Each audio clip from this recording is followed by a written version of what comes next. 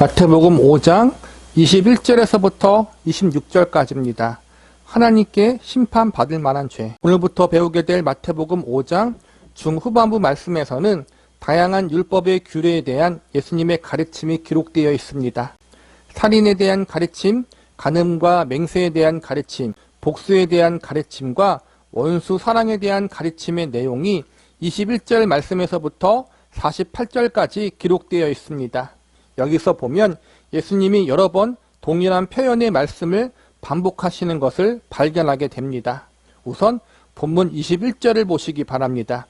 옛사람에게 말한 바 살인하지 말라. 누구든지 살인하면 심판을 받게 되리라 하였다는 것을 너희가 들었으나.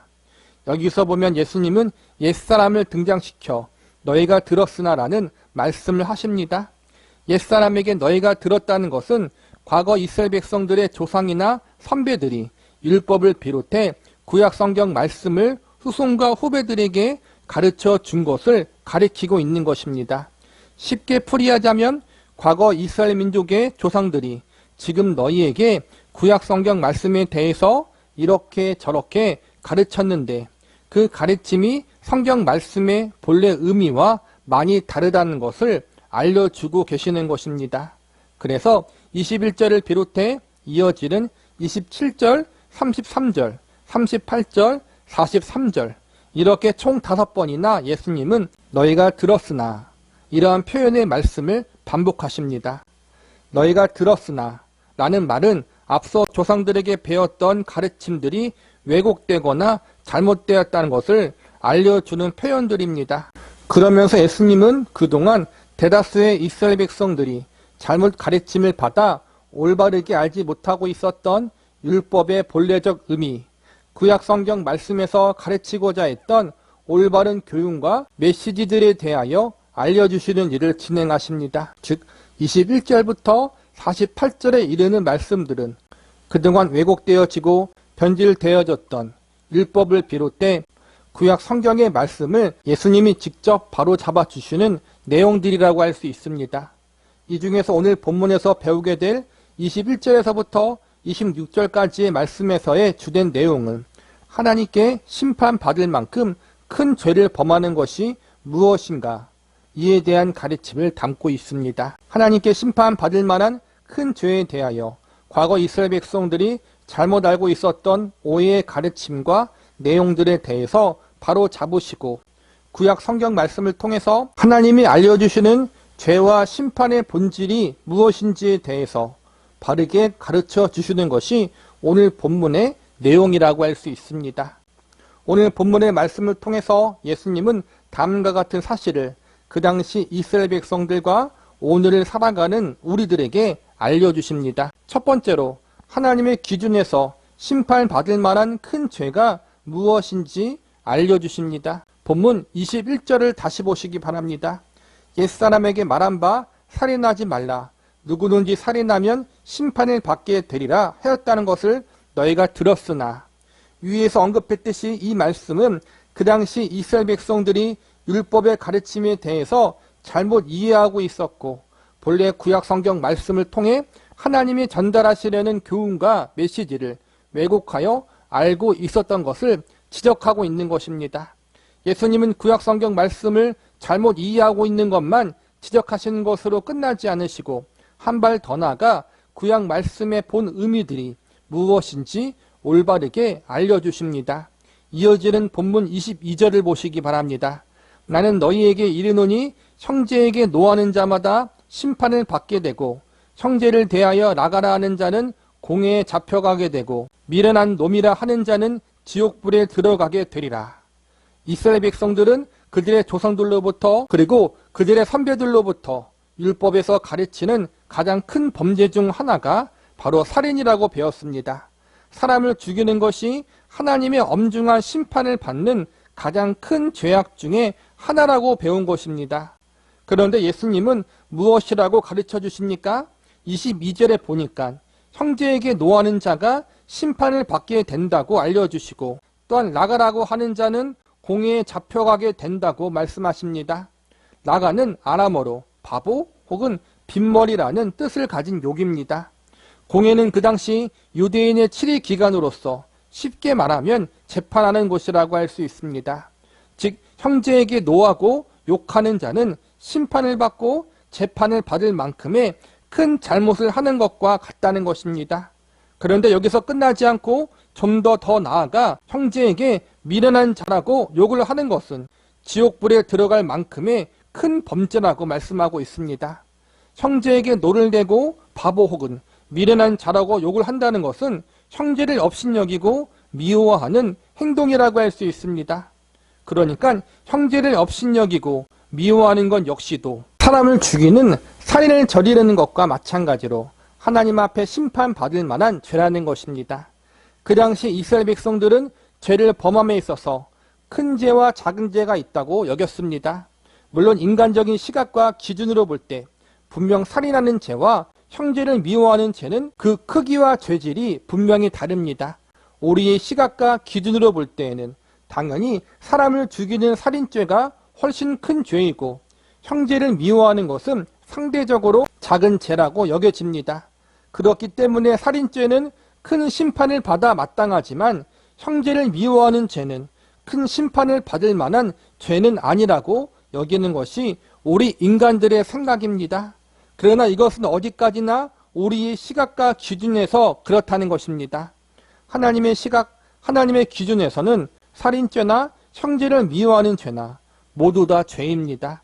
거룩하신 하나님, 정의와 공의의 하나님 앞에서는 큰 죄이든 작은 죄이든 그 어떠한 것이든 하나님의 엄중한 진노의 심판을 받아 마땅한 죄인 것입니다.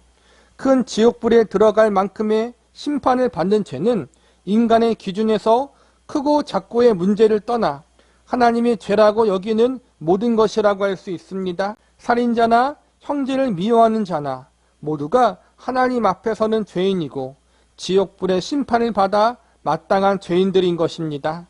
이처럼 예수님은 율법과 구약성경의 말씀이 가르치고 있는 죄의 본질이 무엇인지, 하나님이 원하시는 의의 기준이 얼마나 절대적이고 완전한 것인지를 그 당시 이스라엘 백성들과 제자들에게 그리고 오늘날 우리에게 알려주고 있습니다.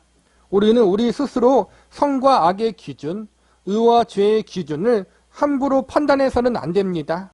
개혁주의 교회는 늘 성경 말씀이 절대적 기준이라고 가르치는데 이는 하나님의 말씀, 하나님의 기준이 절대적이라는 것을 반드시 잊지 말라는 것입니다. 최초의 인류인 아담과 하와가 저지른 죄, 모든 인간의 조상이었던 그들이 범한 죄는 다른 것이 아니라 선과 악을 판단하는 기준이 자기 자신이 되려고 했던 것이고 성경은 그것이 바로 죄라고 말씀하십니다. 선과 악의 기준, 옳고 그름의 기준, 의와 죄의 기준이 하나님이 아니라 인간 스스로가 된다는 것은 결국 하나님의 주인이 아니라 인간 스스로가 주인이 되려는 행동입니다.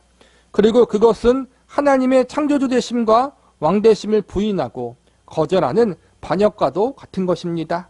예수님이 살인의 죄를 언급하시고 지옥불의 심판을 이야기하신 것은 결국 인간 스스로가 죄를 판단하려는 기준, 선과 악의 기준이 되려는 교만을 버리고 오로지 하나님만이 우리의 유일한 주인 되신다는 사실을 인정하라는 것입니다.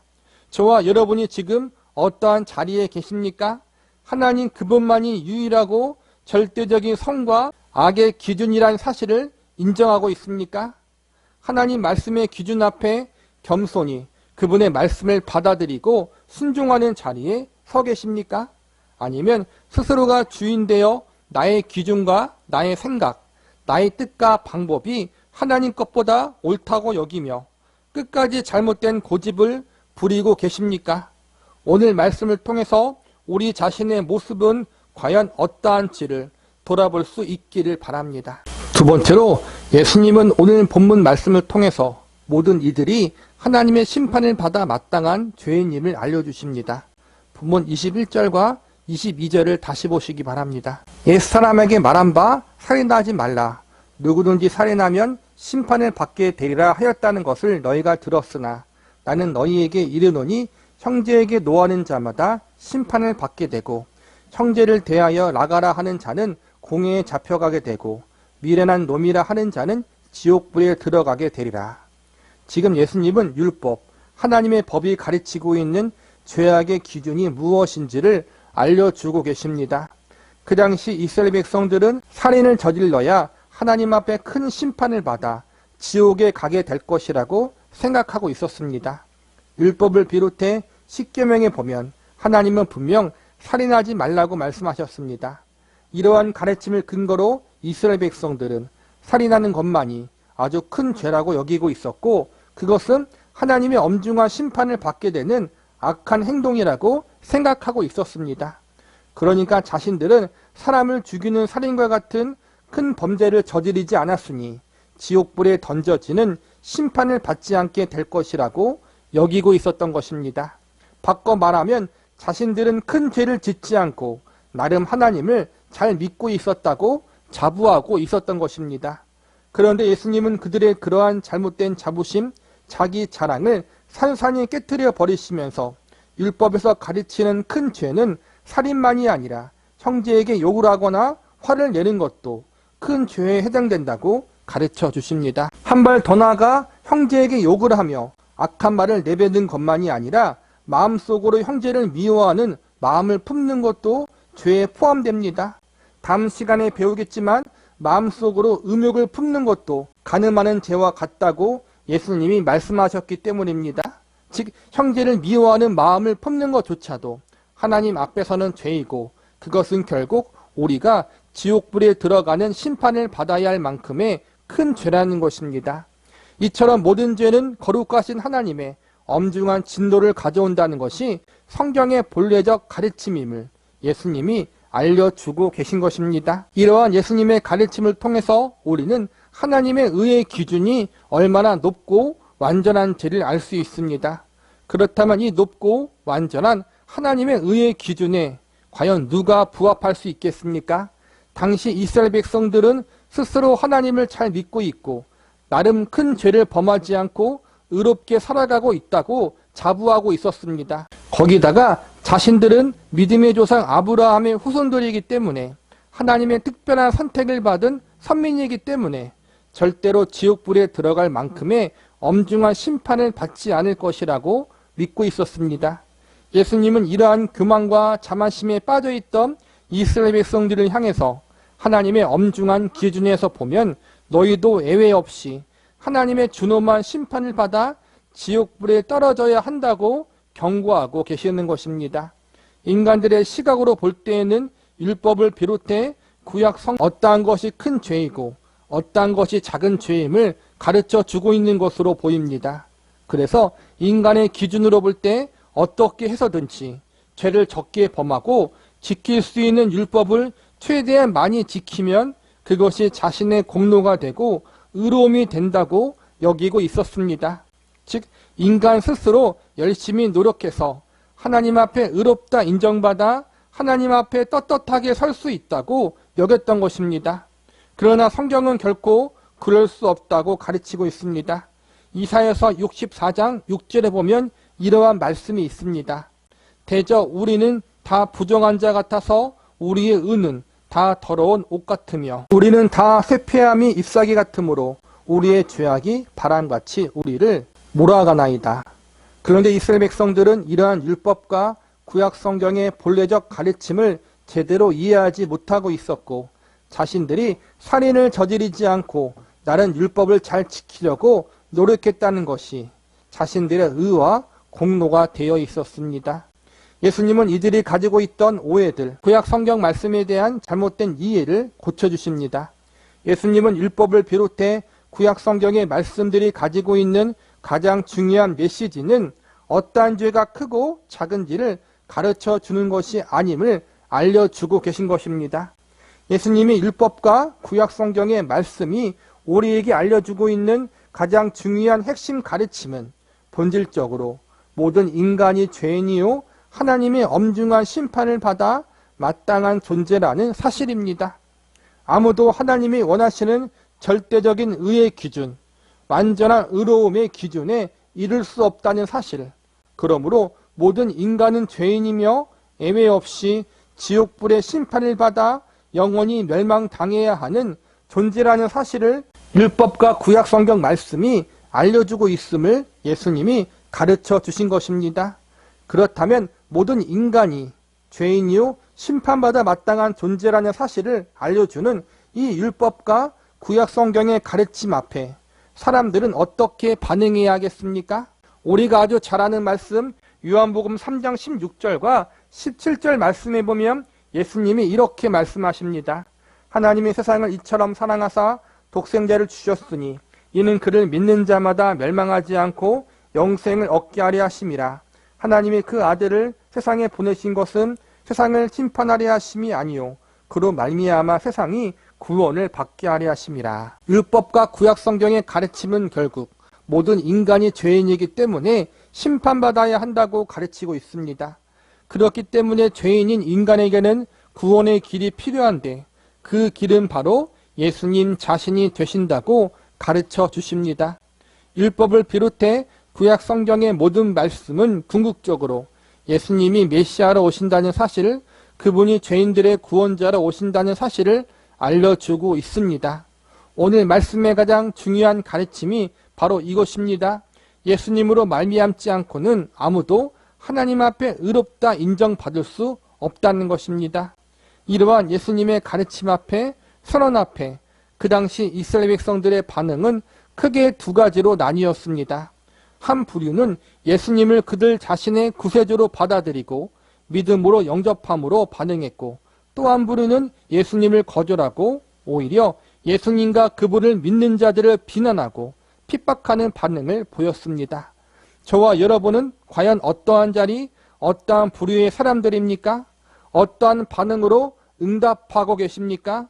말씀을 통해 우리는 우리가 죄인이라는 사실을 발견하고 예수님이 아니면 아무도 하나님 앞에 의롭다 인정받을 수 없다는 성경의 가르침을 믿음으로 받아들이고 그 예수님을 우리의 구세주로 영접할 수 있는 자리에 설 수 있는 저와 여러분이 되기를 기도합니다. 마지막으로 예수님은 오늘 본문 말씀을 통해서 하나님 앞에서 인생을 믿음으로 살아야 함을 알려주십니다. 오늘 본문의 가장 중요한 핵심 메시지는 아무도 하나님이 원하시는 의의 기준에 부합할 수 없는 존재요, 모두 하나님 앞에 지옥불의 심판을 받아 마땅한 죄인이라는 사실입니다. 그것이 율법과 구약 성경이 우리에게 알려주는 진리입니다. 그렇기 때문에 우리는 예수님이 필요하고 그분만이 죄가 가져오는 영원한 저주와 멸망의 심판으로부터 우리를 능히 건져내실 수 있다는 사실을 믿음으로 받아들여야 합니다. 이처럼 오늘 본문의 가장 중요한 핵심 메시지는 구원의 길이 오직 예수님께 있다는 사실을 알려주는 것입니다. 그러나 예수님은 오늘 본문의 말씀에서 구원의 길만 알려주시는 것으로 끝나지 않으시고 동시에 구원의 은혜를 입은 주의 백성과 자녀들이 마땅히 추구하고 사모해야 할 올바른 신앙생활에 대해서도 알려주고 계십니다. 구원은 믿음과 신앙의 출발점이지 최종 목적지가 아닙니다. 그래서 예수님은 구원받은 주의 백성과 성도들의 삶이 어떠해야 하는지에 대해서도 알려주십니다. 본문 23절과 24절을 보시기 바랍니다. 그러므로 예물을 제단에 드리려다가 거기서 내 형제에게 원망 들을 만한 일이 있는 것이 생각나거든 예물을 제단 앞에 두고 먼저 가서 형제와 화목하고 그 후에 와서 예물을 드리라. 이 말씀은 하나님이 받으시는 예물은 예물 자체가 아니라 예물을 드리는 하나님 백성들의 올바른 삶의 모습이라는 메시지를 담고 있는 것입니다. 즉 하나님께서는 하나님 백성들의 올바른 신앙생활을 기뻐하시고 그것을 원하신다는 것입니다. 이어지는 25절과 26절 말씀을 보시기 바랍니다. 너를 고발하는 자와 함께 길에 있을 때 급히 사와라. 그 고발하는 자가 너를 재판관에게 내어주고 재판관이 옥리에 내어주어 옥에 가둘까 염려하라. 진실로 내게 이르노니 내가 한 푼이라도 남김없이 다 갚기 전에는 결코 거기서 나오지 못하리라. 이 말씀 역시도 성도의 올바른 믿음 생활에 대한 말씀입니다. 여기서는 서로 간의 법적인 문제로 갈등을 빚고 있는 사람이 있다면 자신의 정당성과 옳음을 주장하기보다 믿음이 있는 이가 먼저 오해를 풀고 화해하기 위해서 노력해야 한다는 말씀으로 이해할 수 있습니다. 또한 다른 이에게 손해를 끼쳤다면 그 사람에게 그것을 사과하고 그에 합당한 선에서 손해를 갚아 주어야 함을 알려주고 있습니다. 이 부분도 하나님의 백성과 자녀가 하나님과 세상 앞에서 믿음의 본을 보여주어야 함을 알려주고 있는 것입니다. 앞서 배운 21절과 22절 말씀에서는 형제를 미워하면 안 된다는 교훈을 배웠고, 이어지는 23절과 24절에서는 형제와 화목한 것이 하나님이 받으시는 예물과도 같다는 교훈을 배웠습니다. 그리고 마지막 25절과 26절에서는 법적 문제로 갈등을 빚는 사람과도 화목을 위해서 힘써야 한다는 교훈을 배웠습니다. 지금까지의 말씀을 종합해보면 이 말씀들은 모두 구원의 은혜를 입은 주의 백성과 자녀들이 하나님 앞에서 어떻게 살아야 하는지에 대한 가르침을 우리에게 알려주고 있음을 알 수 있습니다. 형제를 미워하지 않는 삶, 예물을 드리기 전에 형제와 화해하고 화목케 하는 삶을 사는 것, 법적 문제가 얽힌 사람들까지도 화목하기 위해서, 갈등과 오해를 풀기 위해서 노력하는 삶을 사는 것, 이 모든 것은 하나님을 믿는 신앙인으로서 하나님 앞에 합당한 삶, 하나님을 주인으로 모시는 자로서 하나님 앞에 부끄럽지 않은 삶을 살아야 한다는 것을 알려주고 있습니다. 우리의 삶은 언제 어디서나 나의 창조주 되시는 하나님, 나의 주인 되시는 하나님 앞에 있습니다. 우리는 이 하나님에게 구원의 은혜를 선물로 받았기 때문에 구원의 은혜를 모르는 사람들과 다르게 살아야 합니다. 믿지 않는 세상 사람들과 믿는 우리들은 삶의 모습과 가치관이 달라야 한다는 것입니다. 그것이 성경에서 가르치는 거룩의 의미고 구별됨의 의미입니다. 우리가 바보이기 때문에 우리의 자존심을 내려놓고 먼저 화해하기 위해서 손을 내미는 것이 아닙니다. 비록 우리가 손해를 볼 수 있고 우리의 자존심이 구겨지는 일이 발생할 수 있지만, 그럼에도 불구하고 화목하기 위해 힘쓰는 것이 하나님의 뜻이고, 그 모든 것을 우리의 주님이신 예수님이 기뻐하기 때문에 이 일을 위해서 힘쓰는 것이고 애쓰는 것입니다. 저와 여러분 모두 하나님 말씀에 따라서 또한 예수님의 가르침에 순종함으로 우리의 삶의 모습을 통해서 하나님의 살아계심과 그분의 영광이 드러나고 예수 그리스도의 향기가 전달되어질 수 있는 그러한 믿음의 삶, 소금과 빛된 인생을 살아나갈 수 있기를 기도합니다. 말씀을 마무리하겠습니다.